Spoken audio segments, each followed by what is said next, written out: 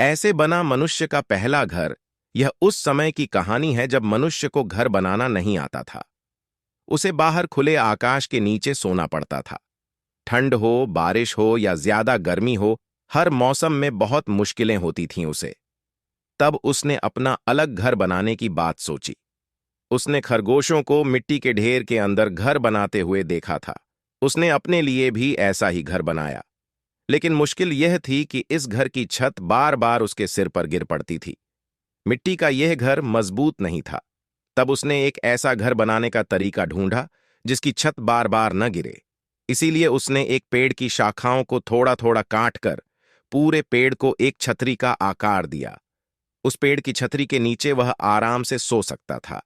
लेकिन इस घर में भी वह ठंड, बारिश और गर्मी से पूरी तरह नहीं बच पाता था। उसे एक ऐसा घर चाहिए था जो कि मजबूत भी हो और चारों ओर से बंद भी हो। लेकिन ऐसा घर बनाना तो उसे आता ही नहीं था। एक दिन वह जंगल के पास वाली नदी के किनारे पर घूम रहा था। वहां कुछ गीली मिट्टी थी। मिट्टी में कुछ छोटे बड़े पत्थर पड़े हुए थे। उसे औजार बनाने के लिए पत्थरों की जरूरत थी।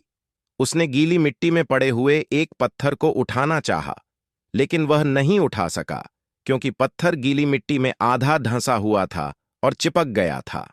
पत्थर को मिट्टी से निकालने के लिए मनुष्य को काफी मेहनत करनी पड़ी। लेकिन इस घटना से उसने एक बहुत महत्वपूर्ण बात सीख ली। उसने सोचा, यदि पत्थर को मिट्टी में डाल दिया जाए तो वह मजबूती से चिपक जाता है।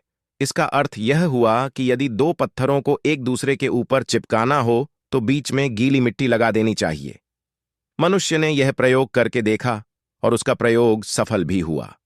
बस, फिर तो उसने एक के ऊपर एक पत्थर लगाए और ऊंची दीवार बना दी। इस तरह से उसने दीवारें बनाना सीखा। फिर उसने तीन और दीवारें बनाकर एक कमरा बनाया और छत बनाने के लिए पेड़ की टहनियां और पत्ते डाल दिए।